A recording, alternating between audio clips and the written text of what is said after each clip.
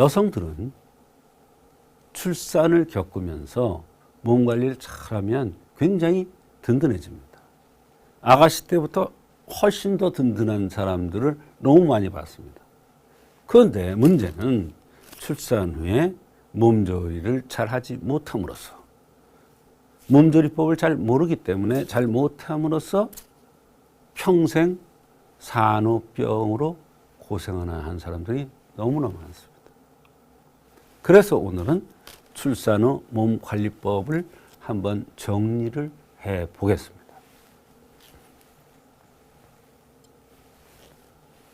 출산 후에는 반드시 먼저 어혈을 몰아낸 다음에, 어혈을 반드시 몰아내야 돼요.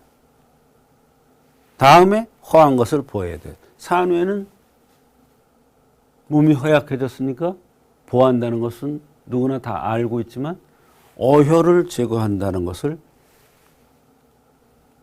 아는 사람은 그렇게 많지가 않습니다. 어혈이 없어진 후에야 보호할 수 있기 때문입니다. 어혈을 몰아내지 않고 보호하는 인삼이라든지 황기라든지 이러한 보호하는 약을 쓰면 어혈이 심장을 치기 때문에 배란간에 심장에 통증이 와서, 언제? 밤에 심장에 통증이 와서 숨을 헐떡거리고 죽을 것 같다고 그러고 난리를 치는 사람들이 많습니다. 아니, 애를 잘 낳고 젖도 잘 먹이는데 배란간에 밤에 잠자다가 심장에 통증이 온다고 난리가 났어요. 응급실을 가도 원인을 잘 몰라요. 그게 바로 산후 제대로 된 치료를 하지 않아서 나타나는 현상입니다. 그래서 한의학에서는 부분과 통체라는 게 있습니다. 통체를 볼 때 30대 여성은 출산이나 유산을 겪을 가능성이 많습니다. 그래서 30대 여성이 왔다면 그것을 우선적으로 물어봐야 돼요. 원인을 찾을 때는.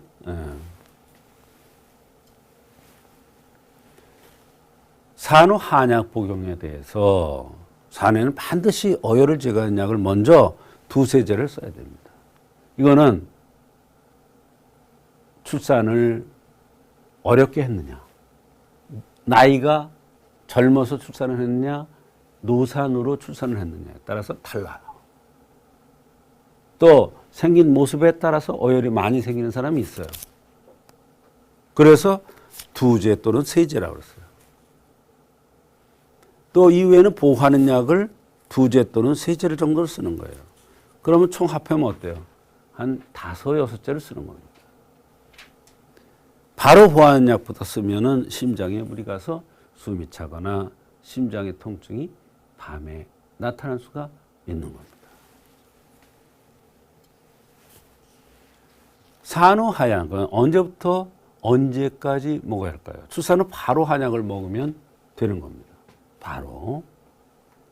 그러니까 바로 먹어야 어혈이 빨리 빠져나가고, 어혈이 이게 몸에 쌓이면 오래되면 오래될수록 잘 빠져나가지가 않습니다.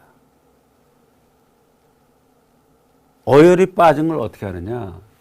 배가 산후에 빠진 것을 보고 알 수가 있습니다. 배가 빠졌다는 것은 바로 골반도 제 위치에 가고 모든 뼈들이, 전신의 어혈이 없어지면서 뼈들이 제 위치에 갑니다. 이게 몸조리가 된 것입니다. 그런데 체질이 좋은 사람은 한약을 1-2제만 써도 바로 어혈이 다 빠지고 뱃살도 다 빠지고 원상 회복되는 사람들이 많습니다.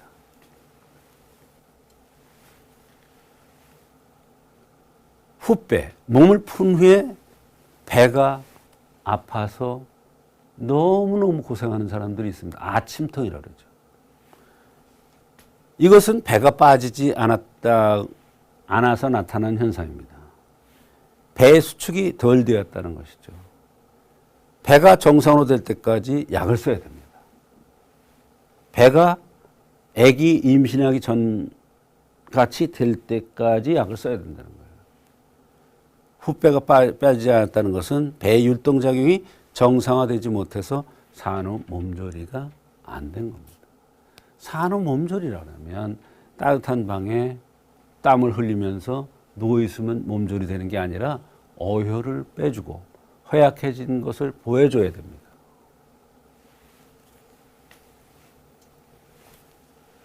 산후의 여기저기 관절이 왜 아픈가? 어혈이 제거되지 않아서 배가 수렴되지 않았기 때문에 관절이 제 위치에 가지 않아서 나타나는 현상입니다. 혹가다 사람들이 이렇게 얘기해요. 아기를 옛날에 안 안았었는데 아기를 안고 아기 씻기고 목욕시키고 이래서 많이 써먹어서 그렇다고 하는데 사실은 그거보다도 어혈이 제거되지 않아서 나타나는 현상이 더 많습니다. 물론 그것도 하나의 원인이 되겠죠.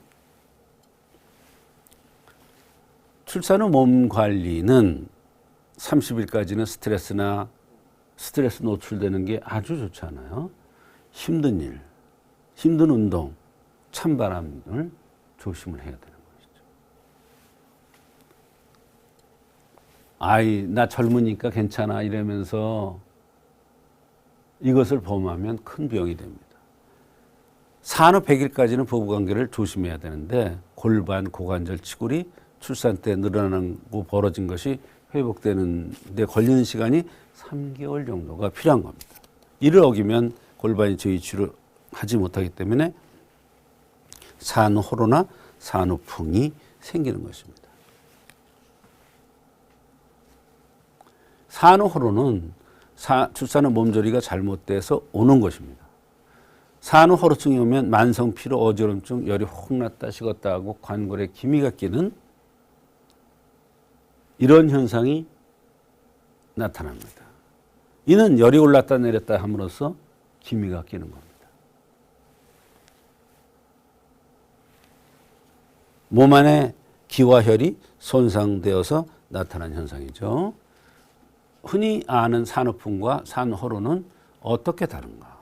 산후에 얼굴이 추물고 팔다리가 쑤시면 산후풍이고 관골이 붉어지면서 팔다리가 아프면 이건 산후호로증이 되겠습니다.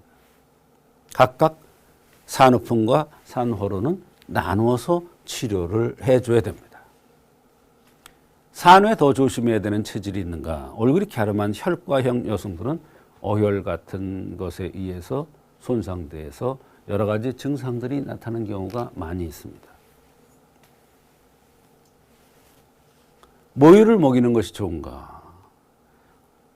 아기 엄마가 엄마의 젖을 먹이는 것은 아기한테 키우기 위한 것도 되지만 자신의 몸 관리도 됩니다. 아기가 젖을 빨면 엄마의 배가 율동작용을 해서 어혈이 저절히 빠져나오는 경우도 있습니다. 그래서 수유를 한 사람과 안 한 사람은 산후 회복이 전혀 다릅니다.